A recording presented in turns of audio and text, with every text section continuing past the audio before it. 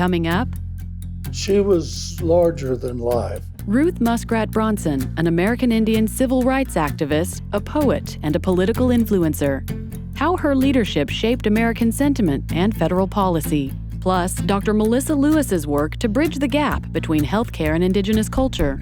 These two systems don't have to operate in completely, different places. They can operate together.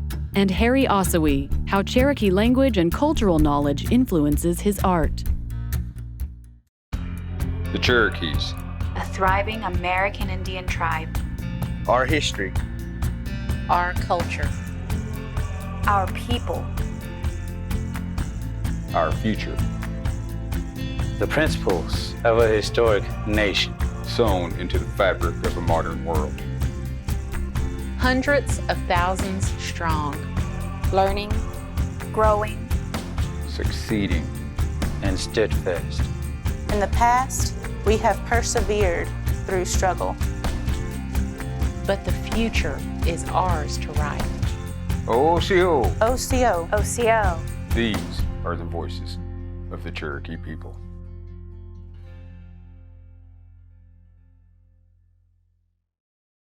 Osiyo, I'm Principal Chief Bill John Baker. Welcome to the Cherokee Nation and OsiyoTV.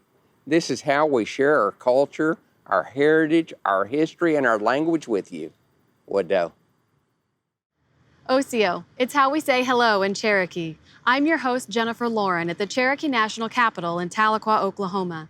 This building has housed all three branches of our government over the past 150 years, a legacy that will be enshrined in its newest purpose as a museum. Ruth Muskrat Bronson was an Indian rights and education activist in the first half of the 20th century. For decades, she worked tirelessly advocating for better opportunities and for social justice for all Native people. I think without question, Ruth Muskrat Bronson is the most important American Indian intellectual and political figure of the early 20th century that very few people know about. My Aunt Ruth Muskrat Bronson was an Indian activist, an early Indian activist, and a very good one. She was larger than life. For a woman at that time, she was advocating in places that women weren't usually welcomed or allowed. Probably years ahead of her time. Ruth Margaret Muskrat was born in Delaware District, Cherokee Nation, Oklahoma Indian Territory on Sunday, October 3rd, 1897. Ruth's mom was Irish, and their family had moved into the territories, and Granddaddy Muskrat was Cherokee. So she was of mixed descent. Part of Ruth's understanding of the world was her experience of living through statehood, of living through the allotment process, seeing what that did to her family. One of the most important things that stuck with her from her childhood was the status of her father as a restricted Indian and his struggle to achieve full citizenship and the right to buy and sell his own property.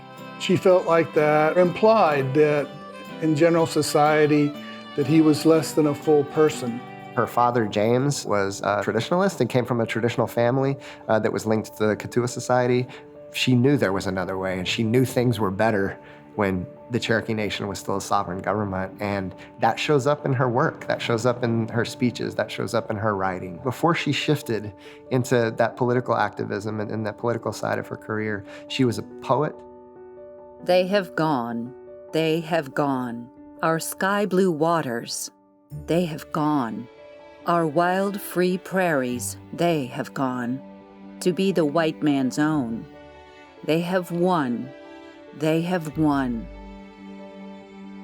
I'm always shocked at what she did at an early age. She goes on a world tour to this international global youth council that was held in Beijing, China in the early 1920s. She was the American Indian representative there.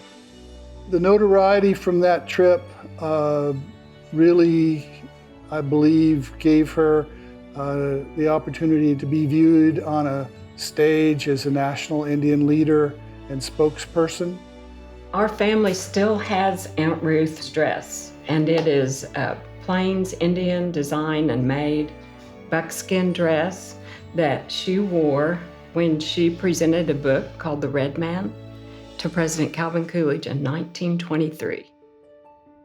I think Ruth Muskrat's decision to wear a Plains Indian style dress when she went to talk and give lectures for Indian advocacy was quite intentional because she knew who she was talking to. She knew, unfortunately, that when Americans think of American Indians, they think of Plains Indians. So she was just doing what she had to cut through to get Americans to first see her as an American Indian so that then they would listen to her.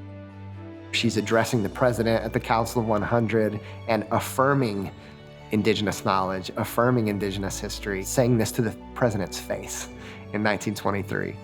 What made the older leaders great still lives in the Indian youths of today. Ours must be the problem of leading this vigorous and by no means dying race of people back to their rightful heritage of mobility and greatness.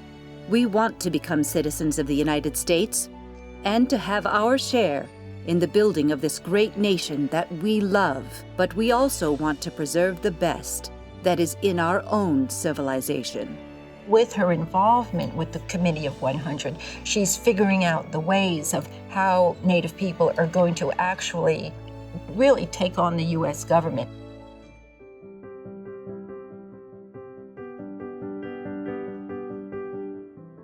Ruth Muskrat wrote her poem, The Trail of Tears, in 1922, and she was just 25 years old. I think what she did in writing the Trail of Tears poem was really remarkable and really just shows how much of an intellectual she was. In the night, they shriek and moan. In the dark, the tall pines moan. As they guard the dismal trail. The Cherokees say it is the groan, every shriek and echoed groan of their forefathers that fell with broken hopes and bitter fears on that weary trail of tears. If you go back to the late 19th century and most of the first half of the 20th century, Trail of Tears isn't something people remembered or talked about. Today, people know the term Trail of Tears as meaning a gross miscarriage of justice, and it's because of Ruth Muskrat Bronson and her contemporaries. She basically didn't hold herself out as being a literary person or someone of great accomplishment in that area. She was, however, really proud of Indians Are People Too, because it was more political text. It's always such a hilarious title, and in a way a little bit depressing that at that time you could understand why she would have to write a book like that. Ruth married John Bronson, and if ever there was a man who was happy to be married to an Indian, this Connecticut Yankee John Bronson was that person. They had only one adopted child. She lived through and had a significant impact in all of the major shifts in American Indian experience in the first half of the 20th century. She implemented the first national American Indian higher education scholarship program through the BIA, and as a consequence traveled all across Indian country recruiting Native American students, increasing by over 200 or 300% the number of Native students that were ushered into higher education. I think that the need to move beyond technical education and into higher education in the 30s was a significant change in Indian education policy, and her responsibility as the first field agent for that, I think, forever opened a door that simply stayed open. Well, certainly one of the most important position she had was as a leader of the National Congress of American Indians, which is today the largest and most important Indian organization in the U.S. While in that organization, most folks credit her with its survival across the first 10 or 20 years of its existence. And I think the work that she did informed the broader policy environment. She's not just ahead of her time, but she also is a figure that establishes this line of continuity between what we're struggling for and envisioning for our futures today That was her vision decades before.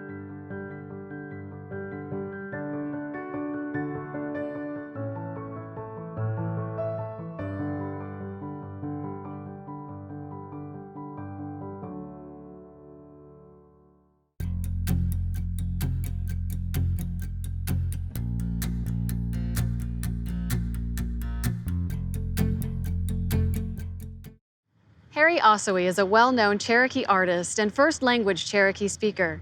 As you'll see, his many life experiences and mentors play a major role in the work he creates. We don't know where I that we don't do CD la with us. Nels consonant to the tears. My name is Harry Oosahwee. I was born in Tahlequah, Oklahoma back in 1949.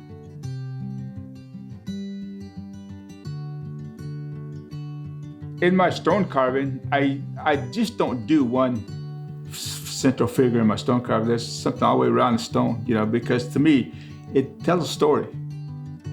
This one I'm working on now, it has two faces, one in front, one back. One is the intruder, one is the land steward. And the reason why I do that, to me, it's just my way of expressing myself, telling someone, hey, there's more to this than what you sometimes think there is, And if you look at two sides of the story, you have two different perspectives.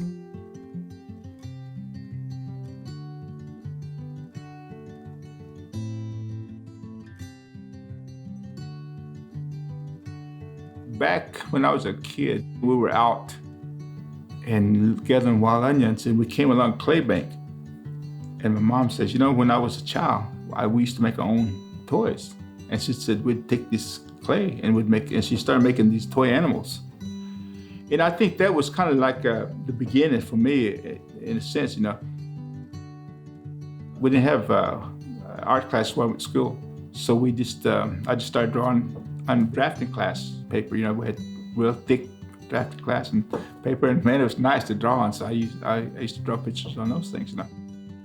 My first attempt in Indian art, which I didn't know Indian art existed. So again, that was back in high school days. And when I went to Bacone has been really a mecca for artists for years. I had one class, and it was oil painting class, Dick West. I walked in the classroom, and man, I looked around, I said, geez, Johnny Tiger sitting there, David Williams sitting there, Joan Hill sitting there. Talk about intimidation. Man, that was it.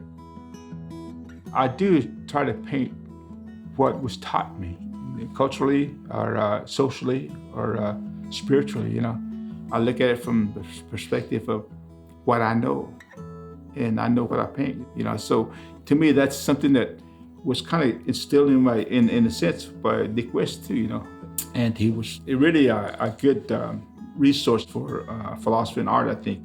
And of course, Cecil Dick was, one of the mentors, so to speak, that I talk to all the time. They developed that type of work I do, I think. It came from those two. And I think in that sense, art brings you back to reality of who I am and where I came from and the humbleness that we should have as a people, When I do my art, I do look at it from that perspective as a tool for teaching, the tool for understanding our culture from our perspective, because anyone can do art. Anyone can do Cherokee art if they want to, But it's a soul and the culture, the understanding within that sometimes comes out in the work that a culture person has, In my experience, art and language and culture, those are intertwined. You can't get away one from the other. And I think a lot of times people forget that, even speakers forget the unique quantity that they have about them, they're able to speak the language. The Mercer School had been in existence for about a year, and Dr. Sly was the coordinator of the program. And she asked me one day, she said, I've been involved with the Mercer School for a year, but would you want to direct it? And it's something I had been thinking about for a while. So when the opportunity came up, I said, I guess I could do that. So she sent me out there to the school. And it was interesting. After 19 months, we had little guys arguing in Cherokee. You know, that's my toy. No, it's not, it's mine, you know, in Cherokee. And this lady came in, she's great-grandmother. She said, well, I'm gonna tell you something. I said, you people are doing some good things here. They were elderly ladies, our friends, you know. They were talking Cherokee, and she said, my great-grandson was sitting there listening to, he looked up and said, I do scratch out like you want. I too speak Cherokee. And he said, those ladies, boy, they looked down like, wow, did this kid say something in Cherokee? You know? And the one lady said, what's your name? And he told him his name. And she said, that was really neat. That's the first time I saw a real Cherokee boy. The way he responded to the elders and the way he carried himself. She said, I hadn't seen that type of reaction from a baby since my kids were babies. Man, you talk about a gut-wrenching hit, you know, I felt that. I said, God, I had to excuse myself because I walked in the hallway, man, there's a little tear right here. I said, God, that's powerful stuff, you know. I went back in, I said, wow, I said, that's what we're trying to do. We're trying to make new Cherokee babies, new Cherokee people, you know, that's our goal. And to me, that was one of the greatest experience, you know, in that sense, because man, that was really telling that it can be done. But like anything else, you have to really put your mind and soul and heart into doing whatever you want to do, just like things artist does, you know. It doesn't just start building things right away. It takes years of practice, years of working together and doing the things over and over where you become proficient at what you do, you know. So language works the same way. You have to start from the beginning, and you crawl, you walk, you run, you fly.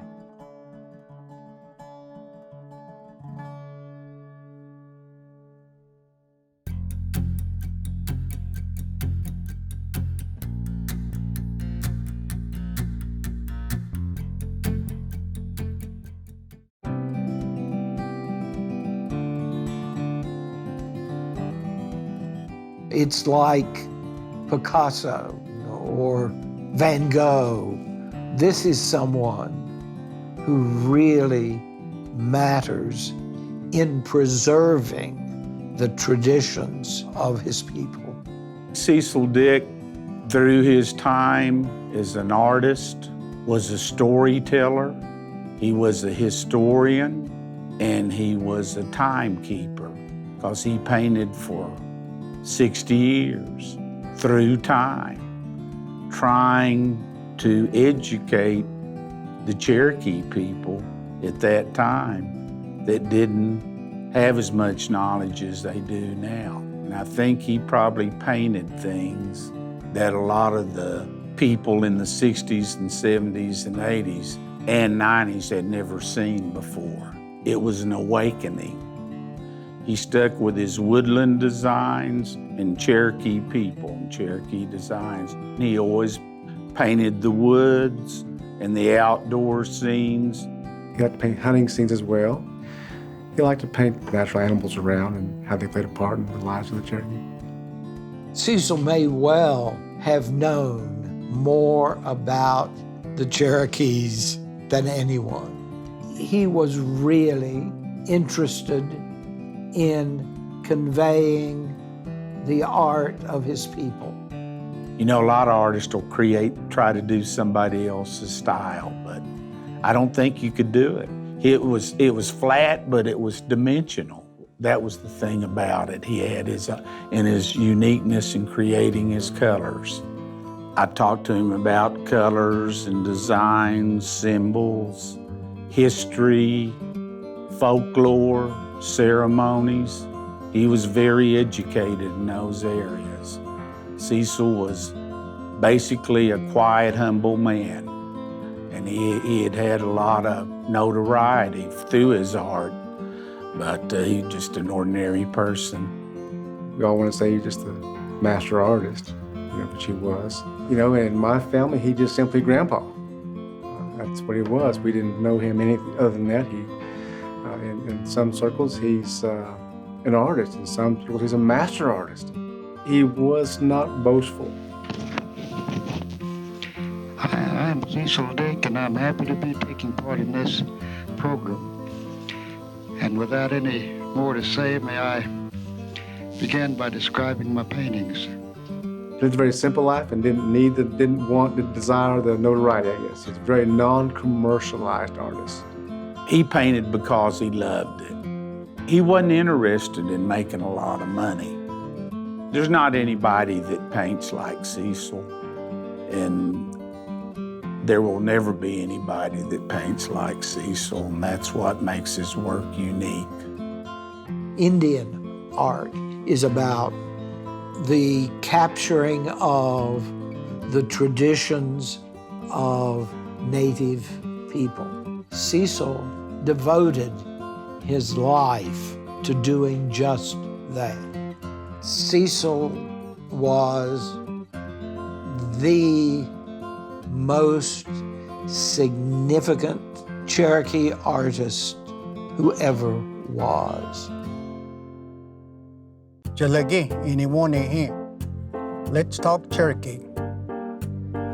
The Cherokee syllabary is the writing system invented by Sequoyah. Each character represents a syllable in the Cherokee language. In this syllabary chart, the top row contains the 6 vowel sounds. The subsequent rows include the consonant sounds.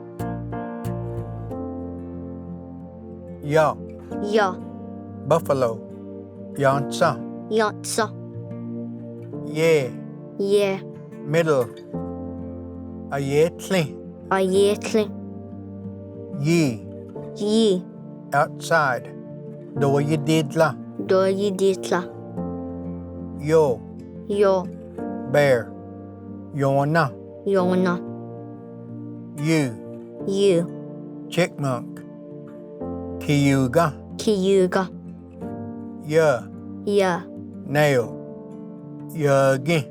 Yagi, Hit the nail with the hammer. Yagi, Yagi, Hanka, Hanka, Ganagualosti, Ganagualosti, Gatti. Gatti.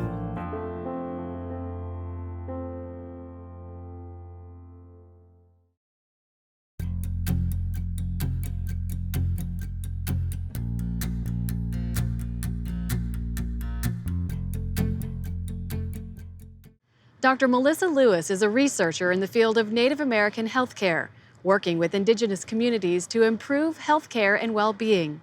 Her focus is on cultural practices. We hear a lot of terms now, modern terms, for things that Native people have done for forever, like foraging. And these are just the life ways of Native people who've been doing it for thousands of years. There's a relationship with the land and the water and the plants that are there. And it's not going to a place, taking something and leaving. There's a reciprocal relationship, and we're caretakers of these areas as well. Part of my work is to really legitimize and bring power to traditional plants, traditional medicine, traditional cultural ways of being. My name is Melissa Lewis, assistant professor at University of Missouri. Both of my parents were in academia. My dad is Cherokee, and he taught in the field of social work and social policy. My father's experience working as a social worker and someone who constructed policies, I certainly learned quite a bit from him. Some of his experiences in the Cherokee Nation and working in the hospital system influenced him to start writing policy that led to the Indian Child Welfare Act. That certainly did have an influence. We need all physicians to learn about culture, especially when they're working with Native people. My goal is to work to make those systems and the providers more sensitive and more aware of the needs of Native people. So one of the ways is to try to get at the medical students right away. So in their first semester, their first year, to educate them about who Native people are, Indigenous History 101. We found that that really just is important because that is what combats the myths and the bias that lead to discrimination.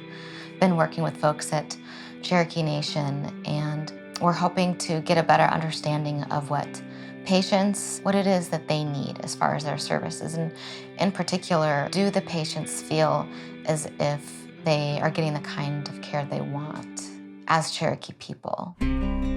You know, a couple of years back, I was invited by a friend to speak at the Culture and Community Outreach Conference about, you know, what I like to think about was something that I just really enjoy, which is being outside and learning about plants.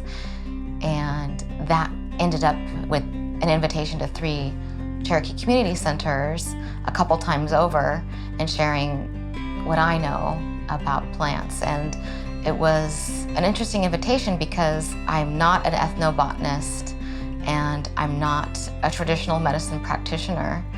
And so I was kind of surprised that anyone asked me to talk about these things.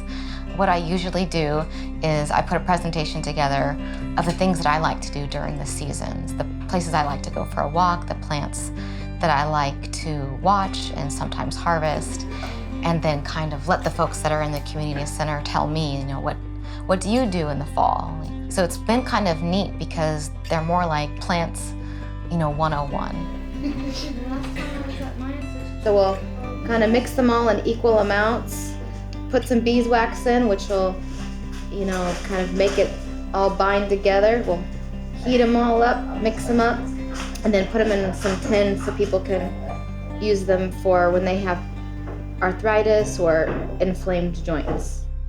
When I do these community discussions about plants in Cherokee Nation, I divide it up by season because some knowledge that we have forgotten about is that the earth gives us the plants and animals that we need when we need them. The elderberry, for example, the first time that I kind of encountered an elderberry bush, it was much before it was ripe, but these, you know, beautiful green kind of plumage of berries. It was really neat, and I didn't know what the plant was. And from then on, elderberry has been one of my favorite plants, and I try to learn as much as I can about it. And I have made elderberry syrup. You know, then I started traveling, and it's kind of great for coughs and colds. And it's really hard to travel with syrup in like a mason jar. So one time I was with my niece, and we were looking through kind of different recipes, and she said, well, why don't we make them into gummies? So for a lot of people, they do feel comfortable going to see someone who knows a little bit more about traditional medicine, and they also feel comfortable going to see their physician at their, you know, local family medicine clinic. These two systems don't have to operate in completely, you know, different places. They can operate together.